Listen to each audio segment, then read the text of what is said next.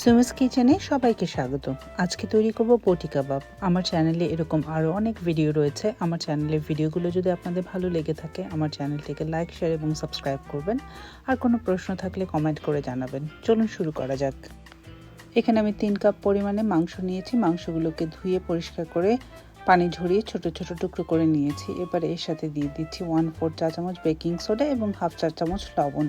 এটাকে দিয়ে মাখিয়ে প্রায় 5 মিনিটের জন্য ম্যারিনেট করে রেখে দিচ্ছি। আপনি এখানে বেকিং সোডার পরিবর্তে কাঁচা পেঁপের খোসা বাটাও ব্যবহার করতে পারেন।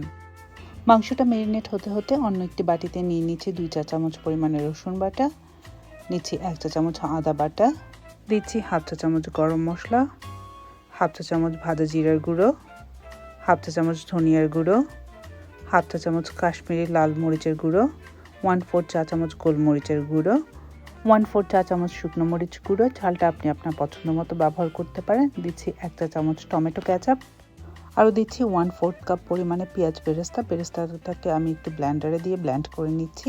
এবারে ব্লেন্ড করা বেরেস্তাটা বাকি সব মশলার সাথে দিয়ে দিচ্ছি। টেবিল চামচ টক দই পানিটা ঝরিয়ে নিয়েছি। দিচ্ছি 1 চা চামচ লেবুর রস এবং 1 টেবিল চামচ পরিমাণে সরিষার তেল। এবারে সবগুলো মশলাকে একসাথে খুব ভালো করে মিশিয়ে নিচ্ছি। এবার বেকিং সোডা আর লবণ মাখানো মাংসের সাথে দিয়ে দিচ্ছি বাকি সব মশলাগুলো।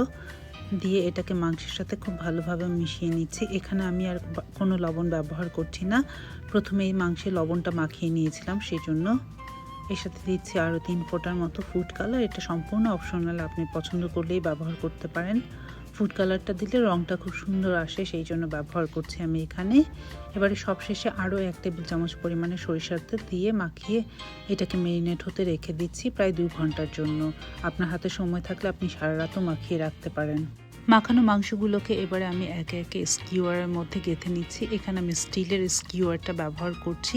আপনার কাছে কাঠের স্কিওয়ার থাকলে আপনি সেটা ব্যবহার করতে পারেন। এবারে একে একে সবগুলো মাংসকে আমি গেঁথে নিচ্ছি। আপনার পছন্দ মতো যে কোনো ধরনের মাংস দিয়ে আপনি আমার এই রেসিপিটি ফলো করে বটি কাবাব তৈরি করতে পারেন। মাখানো মাংসগুলোকে আমি একটি ইলেকট্রিক গ্রিলের ওপরে দিয়ে গ্রিল করে নিচ্ছি। এই জন্য প্রথমে গ্রিলটাকে গরম করে নিয়ে তার উপরে দিয়ে দিচ্ছি মাখানো মাংসগুলো। এবারে এর সাথে দিয়ে দিচ্ছি সামান্য পরিমাণে সরিষার তেল। সরিষার তেল দিয়ে গ্রিলটাকে বন্ধ করে 1 থেকে 1.5 মিনিটের মতো রান্না হতে দিচ্ছি। 1 থেকে 1.5 মিনিট পরে গ্রিলটাকে খুলে আবার মাংসগুলোকে উল্টে দিচ্ছি। এভাবে করে উল্টে পাল্টে চারিপাশ থেকে মাংসগুলোকে হালকা বাদামি করে ভেজে নিচ্ছি। এতে আমার সময় লেগেছে প্রায় 8 মিনিটের মতো। আপনার কাছে ইলেকট্রিক গ্রিল না থাকলে আপনি চুলার উপরে একটি তাওয়া বসিয়ে তার উপরে সামান্য তেল দিয়ে এই মাংসগুলোকে একইভাবে উল্টে পাল্টে ভেজে নিতে পারেন চারিপাশ থেকে। মাংসগুলোকে নামিয়ে নিচ্ছি পরিবেশন করবার জন্য।